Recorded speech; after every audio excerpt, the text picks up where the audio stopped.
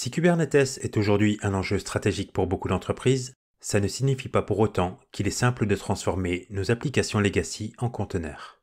Peut-être que le workload ne s'y prête pas, ou que les équipes ne sont pas prêtes, ou tout simplement que les outils qui nous servent à le gérer ne sont pas adaptés à ce mode containerisé. Mais dans cette hype autour de Kubernetes, qui veut être la personne laissée de côté pour gérer les workloads legacy? Fort heureusement, il existe un entre-deux, un outil hybride en mesure de créer des machines virtuelles dans des pods. Et cet outil, c'est KubeVirt. Pour nous en parler, je reçois David Zeghedi. David est principal Cloud Solution Architecte chez Red Hat, et avec lui, je discute des enjeux de porter des machines virtuelles dans des pods au lieu des classiques conteneurs.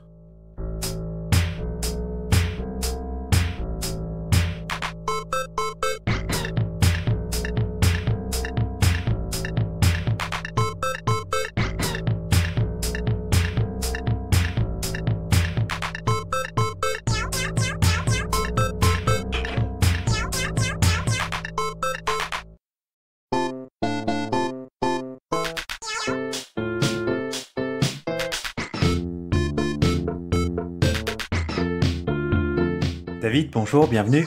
Bonjour. Aujourd'hui, on va parler de KubeVirt. Alors, c'est un peu un ovni, je ne sais pas si beaucoup de gens aujourd'hui connaissent KubeVirt, alors est-ce que tu peux nous expliquer un peu ce que c'est? Alors effectivement, c'est une technologie qui est un petit peu particulière parce qu'elle s'adresse à un type de workload qu'on va pas forcément trouver classiquement dans le monde du conteneur, de Kubernetes, qui est celui de la VM. On a tendance souvent à séparer les deux mondes, c'est-à-dire on a d'un côté le monde de la VM legacy, de l'autre le monde du conteneur orchestré. Donc là, c'est un petit peu l'alliance des deux, donc avec un certain nombre de briques technologiques qui permettent de le faire. Et plutôt que d'aller essayer de réinstaller du KVM sur Kubernetes de manière un petit peu exotique, on va plutôt l'encapsuler, c'est-à-dire qu'on va servir des composants qu'on connaît en conteneurisation, Kubernetes, typiquement les pods, et c'est au sein d'un pod qu'on va embarquer toute cette couche KVM, toute cette couche d'API libvirt, QEMU, pour la virtualisation matérielle, et tout ça va permettre d'avoir des VM, donc d'avoir un kernel space en plus de la partie user qu'on connaît dans le conteneur, mais aussi de bénéficier d'un certain nombre de mécanismes d'orchestration qui sont propres à Kubernetes. C'est ça l'idée qu'il y a derrière, c'est garder l'enveloppe, le format du workload, mais moderniser la manière dont on va le consommer, puis on va l'orchestrer.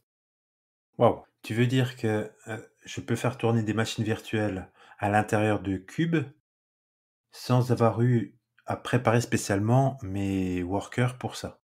Complètement. Alors, il y a quand même une astuce, mais qui est pas très restrictive, qui surprendra peu de monde, c'est que on va plutôt préconiser de le faire sur du bare metal.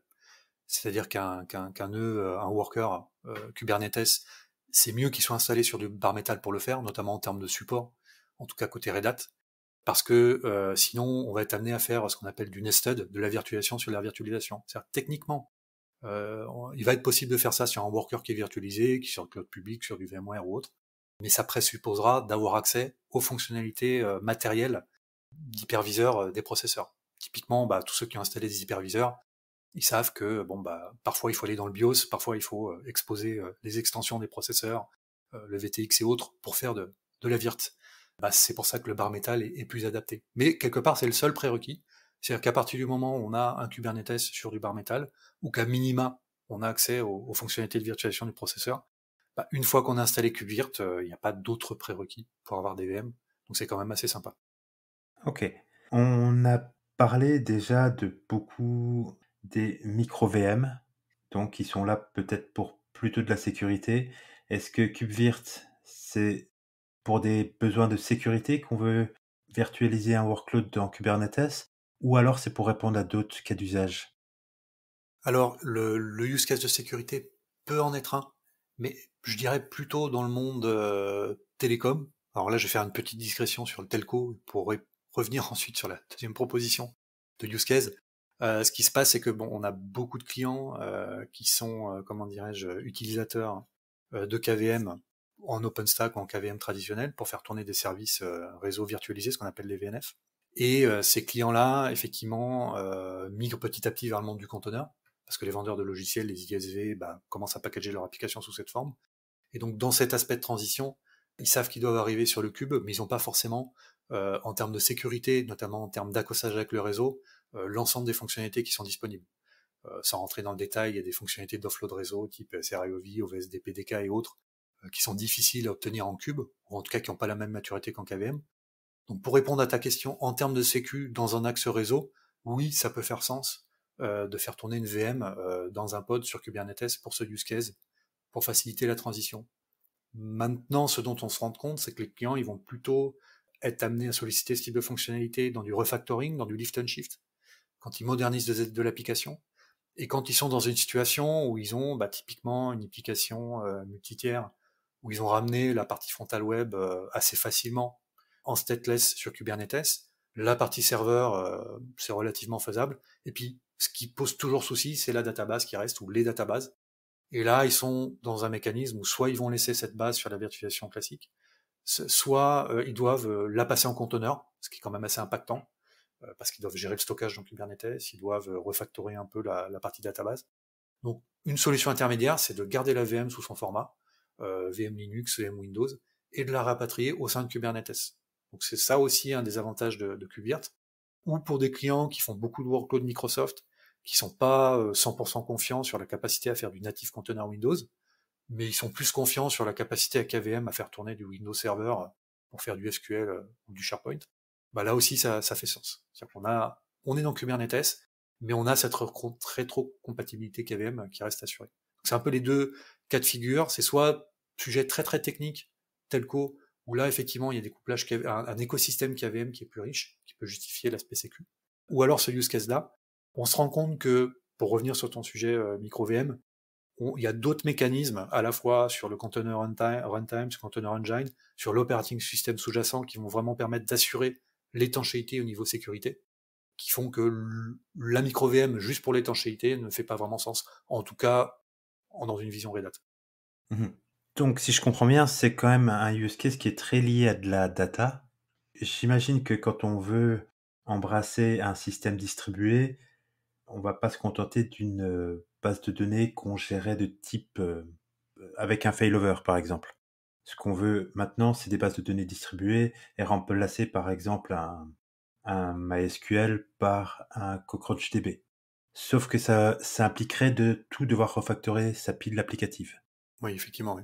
Ouais, et donc là, dans ce cas-là, si on a un MySQL et qu'on veut pas tout refactorer, mais quand même aller sur Cube, ce qu'on peut faire, c'est utiliser une machine virtuelle pour sa base de données. C'est la solution, je dirais, la plus simple et la plus rapide, entre guillemets, parce que l'alternative, effectivement, consisterait à passer ce type de système au format cube et à le maintenir. C'est surtout la partie maintenance qui est compliquée. C'est pour ça que sur ce type de use case, les clients ont plutôt regardé côté opérateur, justement pour générer un deployment et générer la scalabilité des pods et l'association avec le stockage derrière de manière automatique.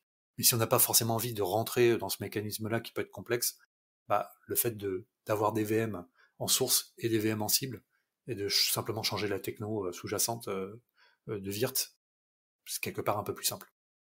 Mais alors, ça veut dire que pour tout type de workload qu'on n'a pas envie de transformer, mais qu'on voudrait pouvoir opérer avec ces nouveaux outils, parce que les équipes opérationnelles, petit à petit, basculent vers Cube et ont gagné de la familiarité avec tous les outils de contrôle, ça veut dire que finalement, n'importe quel workload un peu legacy qu'on voudrait faire rentrer dans Cube irait très bien dans une VM dans Cube. Complètement, effectivement. On a aujourd'hui un support complet sur les OS de type Linux. On a même un support côté Microsoft, c'est-à-dire qu'un client qui a une VM Windows Server qui tourne sur un OpenShift Virt est supporté, c'est-à-dire qu'il peut ouvrir des caches chez Microsoft.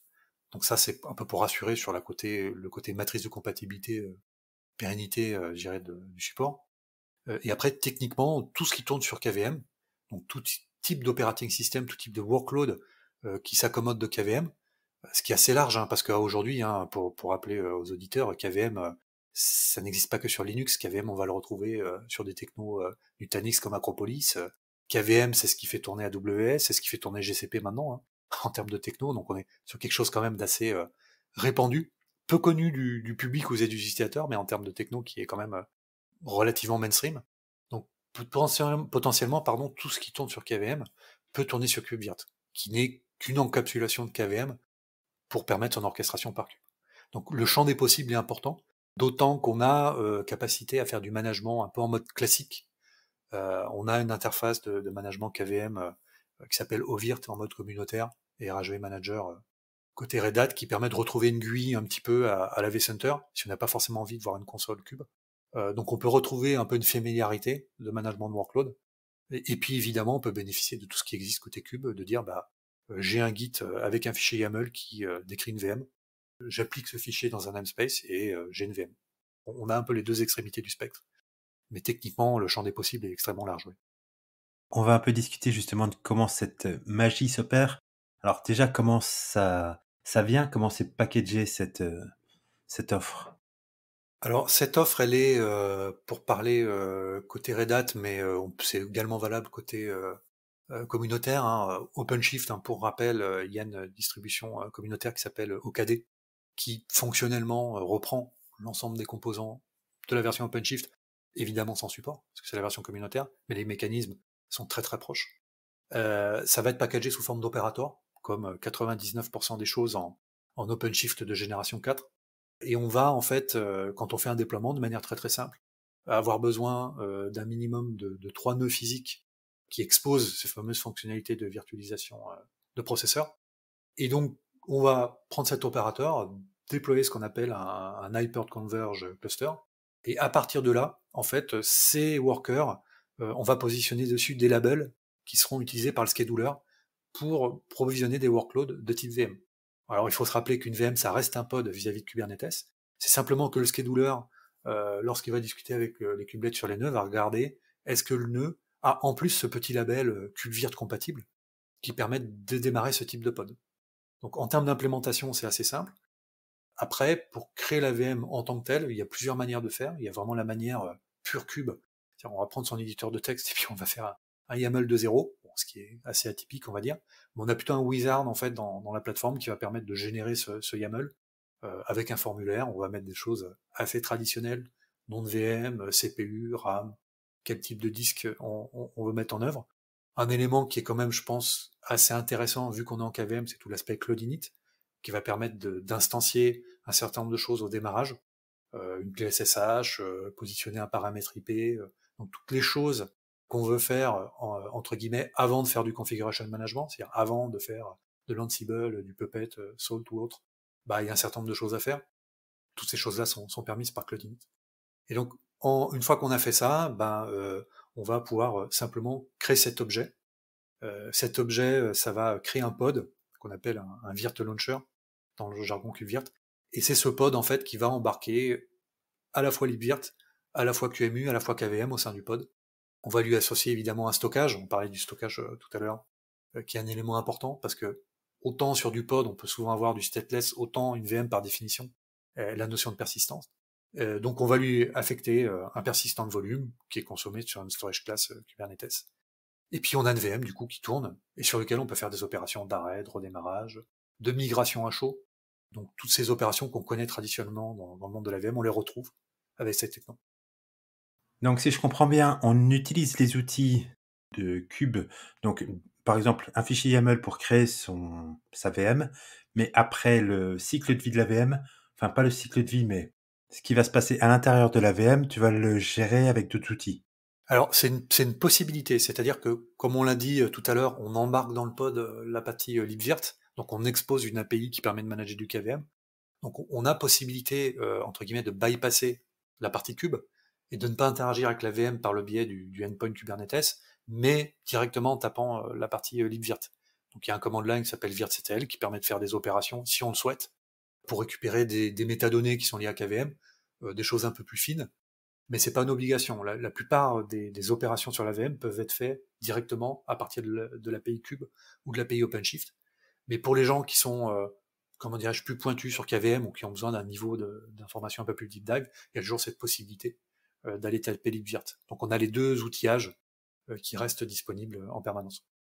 D'accord, ça c'est pour le cycle de vie, donc arrêt, redémarrage et choses comme ça.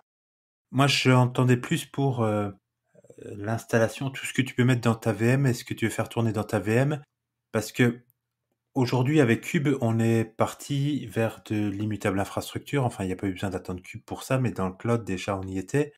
Là, permettre à des personnes de se connecter en SSH ou d'installer des packages dans leur machine virtuelle qui tourne sur Cube, ça va un peu à l'encontre des pratiques qu'on met en avant avec l'utilisation de Kubernetes.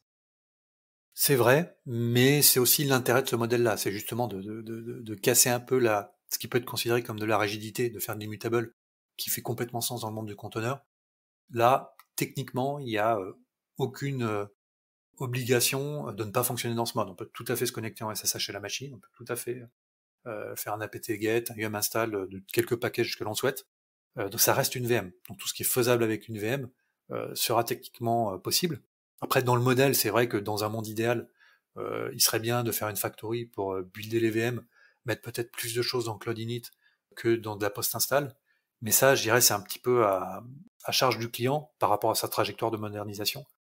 L'idée, c'est pas d'imposer. C'est techniquement, on a une rétrocompatibilité. Tout ce qu'on sait faire en VM KVM, on sait le faire avec cette VM KubeVirt.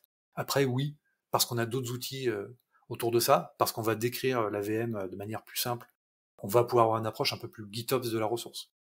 Mais encore une fois, c'est vraiment à charge de l'administrateur, de l'ITOps, de voir où est situe et le niveau de modernisation qu'il va attendre par rapport à la VM. Même si je suis pas très mature par rapport à mon adoption des patterns du cloud, je peux utiliser cette solution-là et puis continuer à progresser en fait dans ma compréhension de l'immutable infrastructure par exemple, etc., tout en bénéficiant déjà d'un cadre un peu plus moderne pour gérer mes VM. C'est vraiment l'idée. Hein. L'idée, c'est, on se rend compte de l'expérience qu'on a avec les clients qui font des projets de modernisation. C'est pour les équipes qui sont côté legacy, sans que ce terme soit péjoratif, mais sur la vire traditionnelle, c'est aussi une manière de les re-onboarder, de pas forcément changer l'enveloppe des workloads qu'ils vont manipuler, ni même leurs habitudes de manière fondamentale. Alors il y aura des petits changements, des gens qui viennent de VMware vCenter, s'ils passent en KVM, en règle générale, il y a quelques petites subtilités à prendre en compte, mais ça reste de la manipulation de VM. Et petit à petit, effectivement, ils vont pouvoir prendre en confiance et aller vers ce modèle immutable, ce modèle GitOps.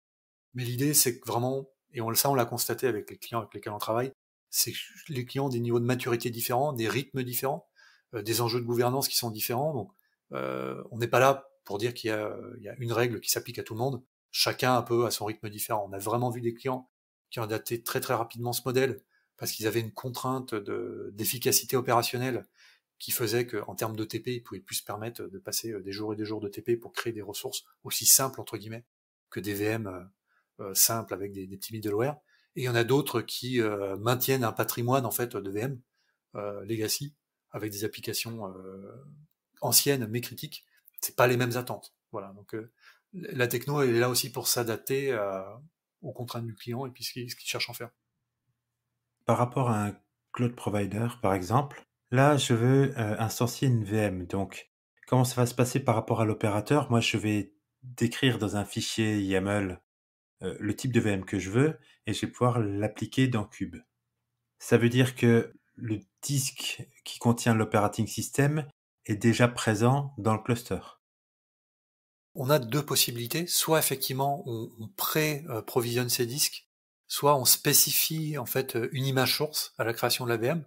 Dans les deux cas, on arrivera au même résultat, c'est-à-dire qu'on aura un objet côté Kubernetes qui est un persistant de volume, qu'on aura fait une demande de volume, un persistant de volume claim, et par-dessus ça, on aura un nouveau type d'objet, donc un nouveau type de CRD cube qui s'appelle un data volume, qui associera l'image disque avec le PV côté Kubernetes. Donc concrètement, je vais prendre un exemple, j'ai une image KVM, donc soit au format QQO, soit au format RAW, d'une image de RHEL, de Debian, de Windows. Quand je vais créer cette machine, soit je vais créer le disque à l'avance, soit je vais créer la machine, mais ça restera similaire. Il va prendre cette image, la copier sur le PV, et ensuite il va démarrer la machine dessus. Donc il y a cette première phase d'import, deux copies sur le stockage local. Une fois que ce disque est créé, je peux éventuellement le dupliquer, et puis m'en servir pour rebooter d'autres machines avec des notions de template. Donc, il y a vraiment cette notion d'image disque qui vient de KVM, un peu comme on le connaissait en OpenStack ou en KVM traditionnel, ou en OVA pour ceux qui bossent plutôt en VMware, c'est la même notion. C'est-à-dire qu'on va prendre une source, on va s'en servir pour aller créer un disque qui va alimenter un template ou une VM unitaire. C'est un peu ça la synoptique. Il n'y a pas de notion de copy on write sur ces disques-là? Alors, il n'y a pas de notion de copy and write pour le moment standardisée dans KubeVirt, de par la multiplicité de types de backend stockage qu'on peut avoir. C'est vrai que quand on est en Kubernetes, on a beaucoup de possibilités en termes de storage class. Alors, on a certes une intégration qui est standardisée avec CSI, Container Storage Interface, qui permettent vraiment de standardiser les interfaçages avec la partie sto, mais on n'a pas une normalisation. C'est-à-dire qu'il y a énormément de possibilités de faire du PV qui existe. Donc pour l'instant, il n'y a pas ce type de fonctionnalité. Je pense que ça arrivera à terme avec des technologies de type effectivement Rook, OpenShift Container Storage pour les VM. Mais à aujourd'hui, effectivement, on est un peu standardisé de par l'hétérogénéité des technos qui existent en sto, Kubernetes. Donc quand je crée cette machine virtuelle, est-ce que j'ai déjà dans l'objet au sens Kubernetes une séparation entre ce qui est le volume qui sert d'image où j'ai l'OS avec les volumes où j'ai la donnée? Est-ce qu'il y a cette séparation? Oui, bien sûr. Alors effectivement, je l'ai pas précisé, mais tout ce que je viens d'évoquer avec le data volume et l'image disque qu'on apporte, c'est vraiment la notion de root disk, donc le disque système. Et au-dessus de ce root disk, on peut monter X disques supplémentaires qui apparaîtront au niveau de l'operating system. Donc ça se rapproche vraiment de ce qu'on connaît côté KVM. Donc avec la notion de root disk, ce sur quoi on va booter en tant que tel, et puis les disques supplémentaires qu'on va ajouter comme n'importe quel VM traditionnel. Donc on a vraiment et les PV, les persistants de volume, pardon, côté cube seront distincts. C'est-à-dire qu'on verra, on aura tant de persistants de volume claim bindés à tant de PV en fonction de la quantité de disques qu'on aura mappé en fait dans la VM, dans la définition. Ok, alors du coup les patterns un peu du cloud classique sont aussi là. Et si par exemple je veux mettre à jour ma VM, j'imagine que j'ai la possibilité de le faire soit en prenant une nouvelle image plus à jour de l'OS que j'utilise, une Debian ou une CentOS, et puis de rattacher mon volume de données dessus, ou alors je pourrais faire un update in place. Complètement, c'est effectivement comme on le fait aujourd'hui. Si on est, ça dépend si on est sur du PET ou du cattle. Si c'est une VM qui va rester longtemps, qui est importante, ben on va la maintenir, on va y faire attention. On va gérer ses repos, faire ses mises à jour, installer ses paquets. Si c'est du fire and forget, bah, on va rebuilder, on va prendre une image plus récente, et on va rebuilder la VM et puis redéposer un workload dessus. Donc ça dépend effectivement vraiment de la typologie de workload. Encore une fois, je le répète, hein, c'est un peu, je paraphrase, mais ça reste du KVM. Donc ce qu'on se connaît en KVM ne va pas changer. Ce qui va changer, c'est au niveau lifecycle, au niveau de certains nombre de fonctionnalités qui sont offertes par Cube, notamment au niveau de l'hybridation des applis, typiquement faciliter la communication entre les conteneurs et les VM. Là, il va y avoir des changements assez drastiques. Par contre, au day-to-day, sur une VM KVM traditionnelle qui tournerait sur un host Linux, par rapport à ce qu'on est capable de faire sur KubeVirt, il n'y a pas de changements fondamentaux. Donc, il n'y a pas besoin d'adapter ces pratiques. On va récupérer les pratiques telles qu'elles existent et les faire évoluer, mais plutôt effectivement dans cette notion d'hybridation lorsqu'on va avoir des workloads mixtes en termes de format. Est-ce que je bénéficie aussi d'autres aspects de Cube?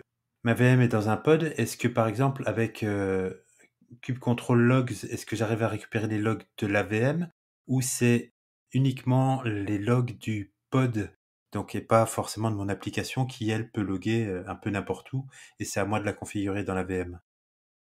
On aura les logs uniquement du pod Virt Launcher, donc on aura les logs qui sont liés à l'interfaçage entre Cube et la partie sous-jacente de KubeVirt.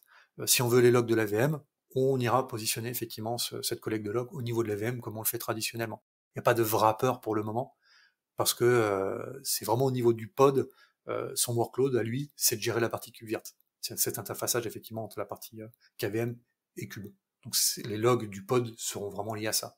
Les logs de la VM, on les retrouvera au niveau OS en se loguant sur le guest et en configurant éventuellement une externalisation de ces logs avec des composants qu'on connaît. Ok. Comment ça se passe au niveau du réseau? Au niveau du réseau, c'est relativement simple, c'est-à-dire qu'on va bénéficier du réseau qui est mis en place pour la plateforme Cube. Donc les pods, lorsqu'ils démarrent, vont avoir un certain nombre de providers réseau. En l'occurrence, pour parler de la plateforme OpenShift, qui a un SDN qui est basé soit sur un OVS, soit sur un OVN pour tout ce qui est trafic Est-Ouest, donc tout ce qui va être trafic entre les pods, entre les namespaces au sein du cluster. Et puis après, il y a un mécanisme qui va être utilisé pour gérer l'ingress, pour exposer les routes. Là, c'est un peu pareil, c'est-à-dire qu'on va démarrer un pod avec une VM. Cette VM, par défaut, elle va être sur le même réseau que tous les conteneurs. C'est pas fondamentalement gênant si c'est une VM qu'on n'est pas censé attaquer de l'extérieur, que si c'est une base de données, par exemple, qui n'est censée être attaquée que par un Nginx ou un serveur Apache, pas fondamentalement gênant d'être sur un réseau purement interne. Après, on a capacité à faire deux choses, soit configurer ce réseau de manière différente, c'est-à-dire de être toujours connecté au réseau Cube, mais à travailler sur un mode de NAT, sur un mode de masquerade pour permettre un accès vers l'extérieur plus simple, ou bien, ce qui est le cas, je dirais, le plus polyvalent, c'est de mettre d'autres providers. Il faut savoir qu'on supporte dans Kubernetes quelque chose qui s'appelle Multus. Donc Multus va partir du principe qu'on peut avoir plusieurs providers de network en Kubernetes avec une intégration qui est faite par CNI, donc Container Network Interface. Donc on peut très bien envisager d'avoir par exemple une base SQL Server qui a une patte en interne sur comment dirais-je, sur le réseau Kubernetes, et puis une autre patte sur un réseau à plat VLAN pour être backupé par un agent quelconque. Donc on a vraiment cette capacité à mettre une multitude de NIC. Alors c'est pas vraiment des virtual NIC, hein, c'est plutôt des CNI connection dans le monde Kubernetes. Et parce qu'on a Multus, on peut mettre X providers. On peut même avoir plusieurs providers, ne serait-ce que pour le trafic interne Est-Ouest, plusieurs providers pour le Nord-Sud. Mettre uniquement la VM sur un provider à plat connecté sur un VLAN quelconque. Donc on a vraiment énormément de possibilités, même plus de possibilités que sur de la virt classique en SDN, qui sont permises du coup par Kubernetes. Mais donc la partie réseau est entièrement gérée par Kube, si je comprends bien. Tout à fait. Maintenant, on peut envisager de faire un provider très simple et de dire, sur mes workers Kubernetes, j'ai une patte ou un bridge de pattes qui sont connectés à mon VLAN traditionnel, et je fais un réseau à plat. C'est-à-dire que je bypass en quelque sorte, c'est-à-dire que la VM n'est connectée qu'à ce bridge sur le worker. Ce bridge, il est connecté au réseau externe, donc je bypass un petit peu tout l'overlay qui va exister côté Cube. Alors, c'est pas forcément, comment dirais-je, la chose la plus élégante, parce que du coup, on va perdre la capacité à exposer la VM avec un SVC Kubernetes, la capacité, si c'est du trafic classique de type web, d'utiliser les primitives ingress ou des choses comme les routeurs en OpenShift. Mais si si c'est juste du hosting et qu'on veut l'accéder depuis l'extérieur, on peut tout à fait fonctionner dans ce mode-là, hein. Donc si je comprends bien aussi, le cas d'usage, c'est bien de se dire que on veut ramener à l'intérieur du cluster Cube quelque chose qu'on va considérer comme étant legacy ou pas containerisable à ce stade. Donc ça veut dire que, en toute logique, on n'a pas besoin trop de se préoccuper de la connexion vis-à-vis du monde extérieur. C'est vrai, mais on se rend compte dans la pratique, notamment dans des projets qu'on a pu faire dans le retail, que si on amène la base Postgre à un moment donné sur le domaine Cube, ça va plaire aux développeurs, ça va plaire aux ITOps qui gèrent Cube, mais on va toujours trouver le DBA qui t'est resté de côté et qui va demander son petit accès depuis son poste. Donc on va potentiellement ouvrir des flux. Donc c'est plus sur des contraintes opérationnelles. Si on a encore des équipes en termes de gouvernance qui sont plutôt sur un mode de fonctionnement legacy, ou les gens qui font du backup par exemple, hein, et que l'outillage de backup il n'est pas Cube native, on peut se trouver dans des situations où il faut un peu ouvrir ses accès pour gérer ce type de cas d'usage qui va pas forcément dans le sens du modèle, mais va dans le sens de la vraie vie, de la prod. Alors on a toujours cette capacité-là. Pour un DBA, par exemple, je peux ouvrir un port et puis faire un service en fait, et puis le faire sous forme de note porte. C'est ça, tout à fait. Est-ce que, par exemple, des commandes qui sont comme donc un kube control exec me permettrait de prendre la main sur la machine virtuelle? Alors sur le pod libvirt, oui, pas directement sur la machine virtuelle, parce que le pod virt launcher, par définition, n'a pas accès à la partie kernel. La partie kernel est encapsulée dans la partie KVM. Donc on aurait le contrôle sur le process qui, comme je l'indiquais, interface Kubernetes avec KVM, donc la partie KubeVirt. Mais pour prendre contrôle vraiment sur la partie kernel de la machine, il sera nécessaire de se loguer, comme on le fait sur une machine traditionnelle. On pourra potentiellement arrêter et redémarrer la machine, mais ça n'ira pas plus loin. On pourra pas faire d'action, on pourra pas changer des fichiers de conf avec des droits routes, par exemple, ce sera pas possible. Du coup, tout ce qui est network policy s'applique très bien à ce cas d'usage. Complètement. Ça, c'est vraiment un des cas d'usage qui revient systématiquement, c'est de dire, comme on l'a dit tout à l'heure, je ramène les bases de données. Je vais pas forcément tout mettre dans un méga namespace géant parce que c'est pas forcément ce qu'il y a de plus propre. Donc je vais faire des namespaces qui portent des VM avec des bases, des namespaces qui portent la partie front web, et je vais faire des network policy justement pour valider qu'est-ce qui est permis ou non en termes de trafic est-ouest entre ces namespaces. Donc là, dans des use cases de micro-segmentation, ça permet vraiment de faire de la vraie micro-segmentation mixte, conteneur VM, parce que c'est des pods de toute façon qui hébergent des VM, versus quand on veut reproduire ce type de scénario-là, souvent ce qu'on voit, c'est des clients qui vont avoir une plateforme de virt avec un SDN type NSX. Typiquement, je prends l'exemple de NSX, on a une VM SQL qui tourne quelque part sur un hyperviseur. Après, on a un Kubernetes installé d'un autre côté. Quand on va vouloir faire de la micro-segmentation entre les deux, si on a un NSX, c'est pas mal, mais ça va gérer le use case jusqu'au nord-sud, mais on n'aura pas ensuite la micro-segmentation est-ouest qui sera gérée par NSX ou par d'autres types de SDN comme Cisco CI par exemple. On a toujours un peu cette dichotomie entre qu'est-ce qui se passe au sein de Cube et à l'extérieur, quand on fait de l'ingress ou de l'égress. Là, on n'a plus ce problème-là parce qu'on est de toute façon sur un use case purement est-ouest, donc tout ce qui est network policy s'applique. Peut-être demain, pour tout ce qui est notion d'istio, de service mesh, même si c'est pas encore supporté complètement aujourd'hui, il y a techniquement des possibilités d'envisager que ce soit un jour. Toutes ces évolutions de gestion de réseau et de classes de services côté Cube sont potentiellement éligibles à ce type de workload à terme. Donc dans Cube, généralement, ce qu'on recherche, il y a la haute disponibilité et la scalabilité. Si je comprends bien, comme il s'agit là d'applications plutôt legacy, le use case de la scalabilité s'applique peut-être pas, mais qu'en est-il de la haute disponibilité? Alors si le nœud qui contient ma VM vient à disparaître. Alors oui, c'est un point qui est important et c'est, je pense, la principale différence entre un pod conteneur traditionnel et un pod KubeVirt, c'est que par définition, si vous avez un conteneur, un pod qui tombe sur un worker, il est redémarré, il est reschedulé sur un autre worker du cluster. Donc il y a une notion d'interruption de service, et la résilience est assurée par le fait qu'on a X réplicas, on a X instances de pod, qui font que côté application, c'est transparent. Dans une VM, généralement, on est plus monolithique, donc c'est plus embêtant.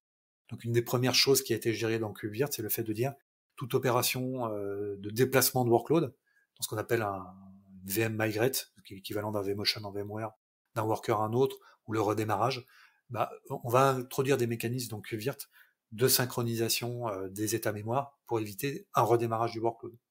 On va avoir effectivement cette capacité, soit dans une cadre de maintenance préventive de déplacer une VM, soit de redémarrage de VM. On a ces fonctionnalités qui sont gérées par Cube, avec le modulo, comme je l'ai indiqué, que quand on fait de la migration, il n'y a pas de redémarrage. Soit on perd un nœud et la VM redémarre toute seule, soit on est sur quelque chose de connu, maintenant ce qui est planifié, on déplace la VM et là le workload restera actif de toute façon. Donc, juste pour évoquer la mise à l'échelle aujourd'hui, donc, comme je le disais, si c'est du legacy, c'est pas forcément des use cases qui s'appliquent. Mais si on voulait pouvoir bénéficier de la mise à l'échelle quand même et qu'on avait une application qui s'y prêtait et qu'on utilise finalement KubeVirt pour une autre raison que, par exemple, imaginons qu'on le fasse pour des raisons de sécurité, ce serait quand même quelque chose qui serait envisageable. Est-ce qu'on est en mesure de dire la consommation de CPU ou de mémoire de ma machine virtuelle a atteint un certain niveau et j'ai besoin qu'elle puisse scaler? Alors oui, alors ces fonctionnalités, alors il y a plusieurs choses là-dedans. Il y a la chose qu'on peut rappeler de toute façon, c'est que le juge de paix en la matière sur la gestion des ressources, que ce soit en termes de réserve, de limite Kubernetes ou de quota, ça reste Cube. C'est-à-dire que quand on demande une VM avec une certaine quantité de CPU et de RAM, automatiquement au niveau du pod Virt Launcher, on positionnera une réserve et non pas une limite. Donc la réserve correspondra à ce qui a été demandé en termes de ressources. Alors on pourra mettre une limite supplémentaire. Et on pourra, sur les versions actuelles de QVirt, changer les CPU RAM à la hausse ou à la baisse en nécessitant un redémarrage. La capacité à faire du hot plug, changer CPU RAM de manière dynamique sans redémarrage, alors sous réserve que l'OS le supporte, bien entendu, sera normalement disponible fin d'année. Donc il est prévu que le hot plug CPU RAM soit disponible fin d'année, et donc ça permettra vraiment de faire ce change, encore une fois, sous réserve que l'OS le supporte, sans redémarrer la VM. Et l'intérêt là-dedans, c'est qu'on peut envisager d'avoir un use case du type, je crée une VM avec deux CPU, 8 Go de RAM. Donc ça va positionner une réserve au niveau du pod. Je peux mettre une limite un peu plus importante pour des notions de capacity planning, c'est-à-dire que je vais mettre un quota au niveau de mon namespace, je vais avoir un certain nombre de VM. Si je mets une limite, ça sera visible au niveau du quota du namespace, et donc ça me permettra de dire, bah voilà, j'ai quand même cette capacité à monter CPU RAM sur ces machines. J'ai pas de consommation de ressources, mais j'ai une sorte de pré-réservation, pré-allocation qui sera visible, au moins côté quota du namespace. Donc on peut jouer sur ces niveaux-là. Alors, je conseillerais pas de faire 18 niveaux de quotas différents de réservation de ressources, parce que ça reste difficile à gérer. Mais ça, voilà, ça permet en termes de capacity planning de jongler un peu aussi avec différents types de scénarios. Donc, si je comprends bien, on va avoir une réserve qui est la consommation classique de ma VM. Donc, je sais pas, je vais utiliser 2 CPU et 8 Go de RAM, et je vais mettre une limite qui sera plus haute au cas où j'aurais besoin d'augmenter cette capacité au niveau de la VM. Complètement. Sachant que même si par méga on n'en a pas mis une limite suffisamment importante avant de faire un change, on peut toujours changer de toute façon cette définition de la machine et donc le pod. C'est-à-dire qu'on pourra très bien changer les limites du pod sans que ça ait un impact sur le workload. Et puis à terme faire un hot change, donc plutôt deuxième moitié de l'année, hein, comme j'ai indiqué côté KubeVirt. Ça c'est des choses qui sont vraiment demandées par les clients qui sont gros consommateurs d'ISV, donc de solutions packagées d'éditeurs, et qui peuvent être amenés lorsqu'ils font du sizing ou du tuning à changer ces ressources-là. Donc ça, c'est le premier use case. Et le deuxième use case, c'est le use case qu'on connaît en Virt ou en catalogue de services, c'est je fais un catalogue de services, mes clients commandent une VM Linux, et ils ont dans leur catalogue capacité à changer CPU, RAM, en mode un peu ticketing. Donc c'est un peu les deux use cases qu'on va trouver classiquement. C'est-à-dire de déléguer ces changements de ressources à l'utilisateur final. Dans la ressource de machine virtuelle qu'on va créer pour Kubernetes, est-ce qu'on tire avantage de ce qui a été fait pour Kube? Typiquement, est-ce que par exemple, il existe quelque chose comme le Liveness Probe ou d'autres probes qui vont s'assurer de l'état de santé, en tout cas de ma VM? Oui, au niveau du pod Virt Launcher, complètement, effectivement, ça reste un pod, donc tout ce qui est faisable avec un pod, lui-même géré par un déploiement, est envisageable. Après, encore une fois, il faut le rappeler, c'est que Cube, lui, ne s'attend pas à monitorer des métriques qui sont liées à la partie kernel. Donc si, à un moment donné, sur le liveness, il y a des procs qui relèvent du kernel space, il sera nécessaire de mettre des sentries ou de faire ces relevés-là directement au niveau du guest OS. Cube, lui, s'attend vraiment à avoir un pod, donc ce liveness probe, lui, n'ira pas plus loin que ce qui existe au niveau du pod Virt Launcher. Ok. Donc mes besoins en termes de monitoring, par exemple, de cette machine virtuelle, puisque on a un hyperviseur finalement qui va me sortir ces statistiques, mais qu'elles sont pas sorties au niveau d'un CIAD-visor, par exemple, au niveau de mon nœud. Comment je vais les récupérer au niveau d'un Prometheus, par exemple? Alors, il est possible, effectivement, de récupérer une partie des métriques et de les stocker dans le Prometheus. Alors, il faut savoir que on peut déployer sur Cube, enfin notamment sur OpenShift et sur OKD, plusieurs instances Prometheus en parallèle du Prometheus de base qui est utilisé pour le cluster. Donc on peut envisager effectivement de rajouter X Prometheus pour faire la collecte des métriques, soit d'infra, soit d'application, pour peu que l'application expose un endpoint compatible Prometheus, dans d'autres stacks Prometheus. Donc c'est envisageable de le faire. Ça fait pas partie de KubeVirt en tant que tel, c'est-à-dire que c'est quelque chose qu'on devra intégrer en day 2, une fois qu'on l'a mis en place, mais c'est tout à fait envisageable de mettre soit dans le namespace, soit dans un namespace à côté, de faire un namespace qui héberge une stack Prometheus, collecte KubeVirt par exemple, et puis d'aller alimenter les métriques du coup sur cette partie-là. Sinon on a dans le dashboarding un certain nombre de choses quand même qui remontent, qui vont être récupérées par la partie LibVirt notamment. Donc on a quand même des éléments de métrique de base quand on va aller sur la console, sur la VM. Après, si on veut des éléments très particuliers et le customiser, Prometheus effectivement reste une bonne alternative. Et notamment Grafana derrière pour faire les graphes adaptés qui vont bien par rapport aux métriques qui ont été collectées. Aujourd'hui, justement, quand on est désireux, en tout cas, d'aller vers cette solution, quels sont encore les points d'attention qu'on pourrait avoir, les zones peut-être d'ombre, ce qui est encore difficile de faire pour migrer d'une VM classique à une VM dans Kubernetes? Alors il y a plusieurs éléments. Alors ce qu'il faut avoir en tête, c'est que ça reste malgré tout, même si KVM a plus de 10 ans d'ancienneté et de retour d'expérience, la manière dont KVM est packagé en QVirt est quand même relativement récente. Hein. C'est quelque chose qui a commencé à apparaître et à être supporté côté éditeur plutôt l'été dernier. Donc on commence à voir des clients qui ont ce type de workload en production. Ça reste une technologie qui évolue, qui fonctionne, mais qui n'a pas forcément la maturité des autres technos qu'on peut connaître. Donc ça, c'est le premier point, qui est plus un point, voilà, comme toutes les nouvelles technos qui apparaissent, qui est naturel. Le deuxième point, je pense, de vigilance, c'est que souvent, les gens qui font du Kubernetes commencent en faisant du stateless, parce que ce qui est le plus simple, et ne mettent pas forcément d'emphase très forte sur la partie stockage, parce qu'ils n'ont pas d'enjeu de faire du stateful. C'est-à-dire qu'ils ramènent du frontal web, c'est très bien, on est sur du setless. Et puis, par ailleurs, un peu pour faire des tests, ils ont un export NFS quelque part, pour faire une storage class, et disons que ça convient à tout le monde, parce qu'il n'y a pas de vrais enjeux. Là, il faut bien avoir en tête que, au même titre que vous vous posez la question du stockage quand vous faites tourner NVM, quand vous faites du VMware, vos data stores, vous les mettez pas n'importe où. Quand vous faites de l'OpenStack, vous sizez un Ceph en conséquence. Donc il faut quand même être vigilant sur le fait de dire, bah oui, c'est du Kubernetes, oui, c'est du KVM. Maintenant, si je n'ai pas une storage class qui fournit un niveau de résilience de service suffisant, je risque d'avoir des niveaux de performance et de disponibilité qui sont pas terribles. Typiquement, si toutes mes VM consomment des PV sur un export NFS qui est porté sur une VM quelque part, ce qu'on voit souvent dans des intégrations ou des sandbox cube, hein, et c'est pas gênant parce que c'est par définition des sandbox, donc il faut être vigilant là-dessus. Typiquement, si je veux, par exemple, une database avec un PV en bloc, pas en file, et du RWX, c'est-à-dire du multi-accès, qui me permettra notamment de faire ce use case de migration à chaud que j'ai évoqué, bah, il n'y a pas énormément de systèmes de stockage qui permettent de le faire aujourd'hui. Typiquement, il y a Rook, puis OpenShift Container Storage qui permettent de le faire. Mais sinon, toutes les autres solutions de stockage du marché, si on veut faire du RWX en PV, ce sera du file, par exemple. Donc si on veut et de la perf en bloc, et du transactionnel, et de la mobilité, voilà. Donc c'est juste là-dessus, il faut avoir en tête que cet aspect stockage, il est important.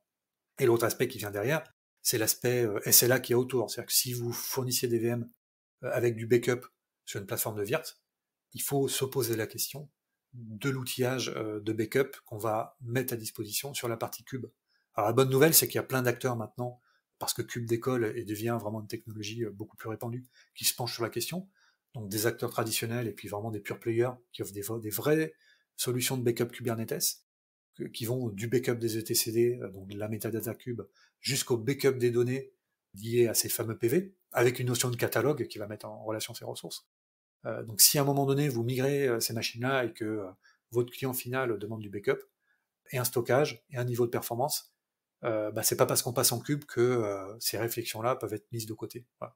Pour moi, c'est vraiment là le point d'attention qu'il faut avoir, c'est ne pas dégrader le service, ou en tout cas, si on le fait, c'est en connaissance de cause, et dans un contexte bien défini. Aujourd'hui, quand on va utiliser du KubeVirt, est-ce qu'on va être en mesure d'avoir les mêmes performances en termes d'IO à l'intérieur de Kubernetes que hors Kubernetes?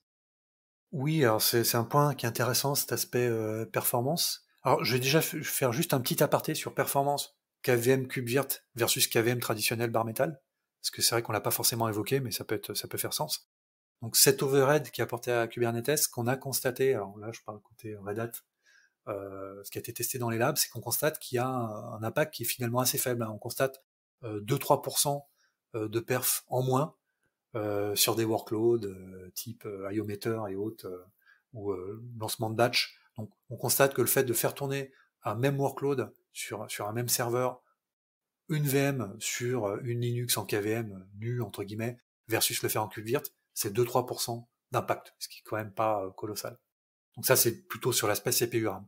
Après sur l'aspect disque, encore une fois, ça va être extrêmement tributaire de ce qu'on va mettre à disposition comme storage class.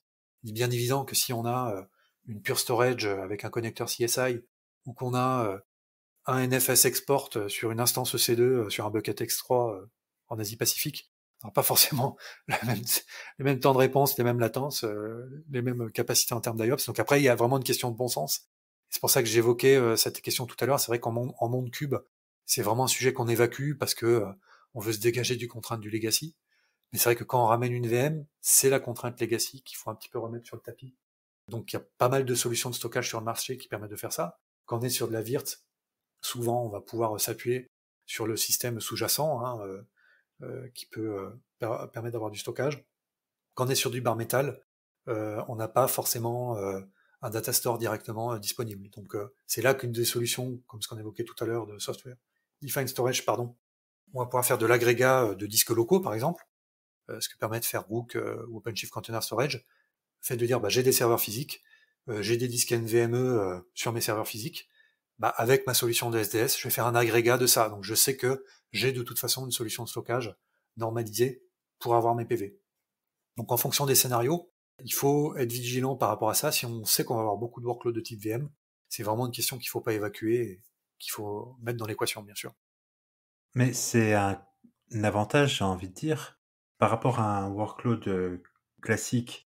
Ce qui est apporté par toute cette mécanique de Persistent Volume Claim et PV au niveau de Kubernetes, ça a quand même beaucoup automatisé le fait de provisionner automatiquement des volumes.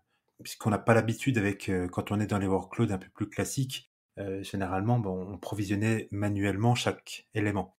Donc là, en fait, on peut même tirer avantage pour du legacy d'avoir un mécanisme automatisé de provisionnement de volume. Ça permet en fait de recréer ce qui existe sur les technos d'hyperviseur. Hein. Typiquement, c'est ce qu'on fait quand on a un data store, c'est-à-dire qu'on préalloue du stockage, alors qui lui-même peut être en SYN ou en SYC. Hein. Bon, on va pas forcément entrer dans ces détails-là, mais il y a plusieurs niveaux de consommation de stockage. Mais vis-à-vis de la VM, quand elle va demander un disque, le fait d'avoir un stockage virtualisé qui lui est présenté, effectivement, fluidifie tout ça. Et comme tu l'indiques, ce mécanisme de persistent volume claim et de PV réintroduit cette notion de flexibilité. Après, il y a différentes situations qui existent. Hein. Il y a des clients qui ont du stockage SAN et qui vont créer pour Kubernetes X volumes à l'avance qui vont mapper. Et c'est ces PV qui vont être consommés avec des tailles bien définies. Donc là, on est un peu trop proche du monde legacy. L'idée, c'est effectivement d'avoir un système qui va permettre de dynamiquement, quand on a une demande de PV, un persistent volume claim, de lui donner un PV associé, de la bonne taille, du bon niveau de service, du bon niveau de performance. Et pour ça, effectivement, il faut un espace de stockage, il faut une techno de stockage qui soit un petit peu kube-ready. Oui.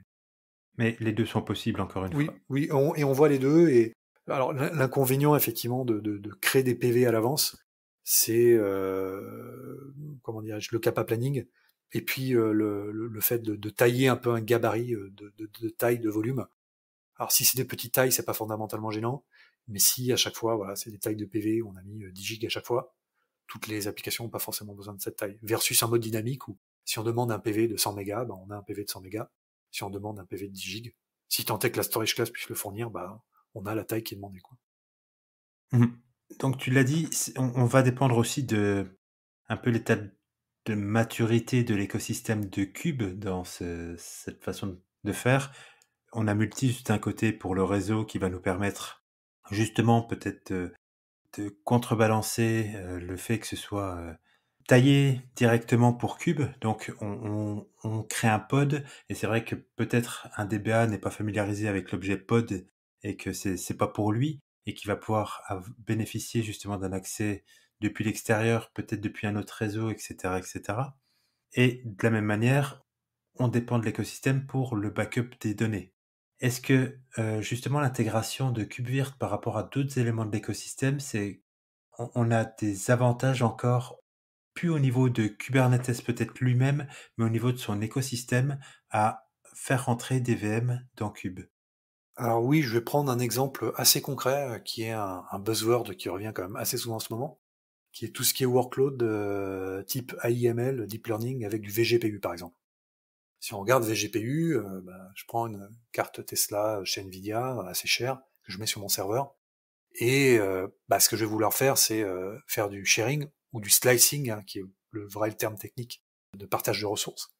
On se rend compte qu'en Cube, Cube n'est pas vraiment, comment dirais-je, pensé pour partager des ressources matérielles ou faire du slicing. Donc typiquement, vous faites du Cube, on a envie de faire un gros workload Spark qui est accéléré par un GPU, le pod va prendre tout le GPU qui est disponible en dessous. Là où dans le monde de la Virtu, ça fait quand même depuis un certain temps, historiquement parce qu'on faisait du VDI avec des postes de travail accélérés côté GPU, et puis maintenant avec du calcul, qu'on savait intelligemment partager des ressources et dire, bah oui, j'ai 10 VM qui font du calcul, bah, partagez-vous ce GPU en bonne intelligence. Donc là, on se rend compte que Cube, il a pas mal de chemin à parcourir pour faire ce partitionnement de ressources matérielles. C'est le cas en GPU, c'est le cas en réseau aussi, hein. Là, on peut très bien avoir un use case qui consiste à dire, bah, si je mets des VM, j'ai du coup cette possibilité de faire du GPU sharing, slicing de manière beaucoup plus simple, parce que je bénéficie de cet écosystème KVM.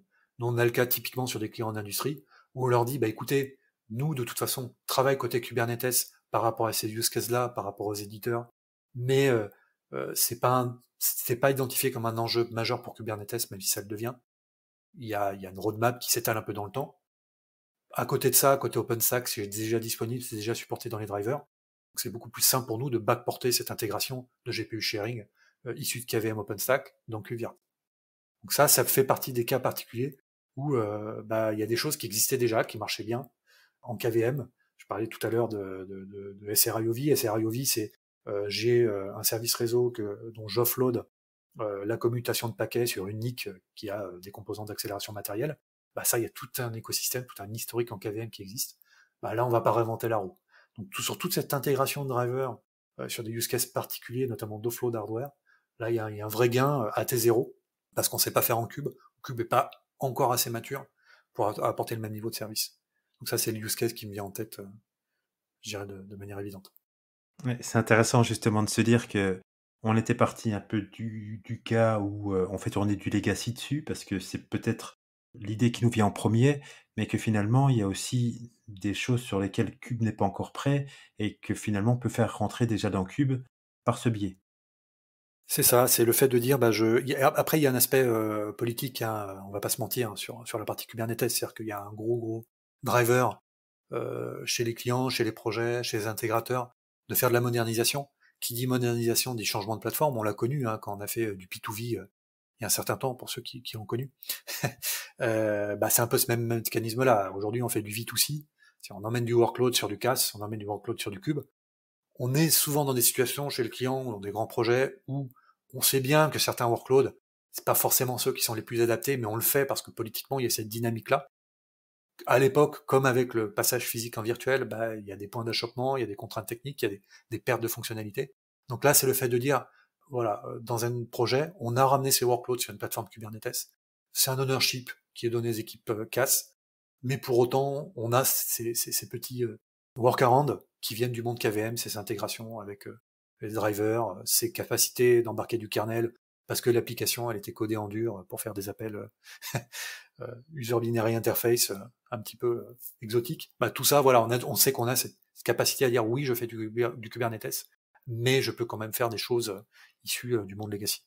C'est un peu ça là, je dirais l'intérêt de cette approche-là. L'intérêt, c'est pas faire du V2V massif, c'est pas de remplacer tous les VMware de la Terre par du KubeVirt, mais c'est là où ça fait sens dans un contexte de modernisation, avoir une plateforme Cube qui fait tourner tous les workloads qui existent. C'est-à-dire qu'aujourd'hui, on a du Cube, on fait tourner de la VM avec KubeVirt, on fait tourner du conteneur, évidemment, mais on fait aussi tourner du Knative native, on fait tourner du serverless. Donc on a les trois typologies de workloads qui existent aujourd'hui, donc on a le coverage complet de toutes les applications. Et sans avoir de couplage avec un acteur de cloud public. Parce qu'évidemment, tout ce que je viens de citer, on sait le faire chez un Amazon, chez un Google, mais là, on est normalisé sur une technologie issue du monde communautaire. Donc, par définition, on a la portabilité qui vient avec. C'est un peu ça la promesse aussi. C'est que KubeVirt, c'est une capacité de workload en plus sur du cube, et donc une portabilité assurée. Alors, dernière question, parce que c'est ce que ça m'évoque quand on parle de cette possibilité de créer des VM à partir de Cube. Je me demande si déjà tu as vu apparaître des use cases un peu différents, un peu nouveaux, un peu novateurs. Parce que aujourd'hui, je sais que Google, par exemple, a choisi de pouvoir créer des ressources cloud directement à partir de la ligne de commande de Cube. Donc ça veut dire qu'aujourd'hui, il y en a qui veulent piloter même toute leur infrastructure à partir de Cube. Donc c'est vraiment avoir, voilà, l'aspect déclaratif, mais au travers de Cube, parce que Cube est standardisé d'une certaine manière. Et est-ce que tu as déjà vu des gens qui essayaient d'embrasser plus largement, en tout cas, cette approche de KubeVirt, par exemple, et de dire, je vais bootstrapper un cluster Kubernetes à partir de VM que je vais tourner dans KubeVirt à partir de Kubernetes. Oui, alors ça c'est un bon point. On a un client, un grand client dans le sud, qui est grand utilisateur d'OpenStack et de et de Kubernetes et puis d'OpenShift notamment, qui lui fait ça pour faire ses environnements de dev et de sandbox. C'est-à-dire qu'il a des environnements OpenShift en bare metal et il se sert pour des environnements de qualif de KubeVirt pour hoster de l'OpenShift en fait sur KubeVirt. Donc ce qui lui évite d'avoir de dédier du bare metal pour faire du sandbox, problématique de cost, et d'opérer une plateforme de Virt à côté ou de consommer des instances OpenStack. Donc du coup, ils ont vraiment une plateforme clé en main avec des namespaces qui sont dédiés à faire tourner les clusters de dev ou la partie bac à sable. Donc oui, clairement, c'est quelque chose qu'on a vu dès le départ, à partir du moment où ça a été disponible, parce que techniquement, évidemment, c'est tout à fait possible. David, merci en tout cas beaucoup pour toutes ces informations sur KubeVirt, c'était vraiment passionnant. Bah, merci à toi pour la tribune qui permet de faire connaître cette technologie. Je pense qu'il gagne à être connu. Mhm. Et encore une fois, c'est assez simple de jouer avec KubeVirt. Il faut simplement avoir une infrastructure qui supporte du nested, avoir un Kubernetes et connaître un petit peu KVM. C'est un plus, évidemment. Merci beaucoup. Merci à toi. Vous pouvez retrouver David sur LinkedIn et KubeVirt sur kubevirt.io.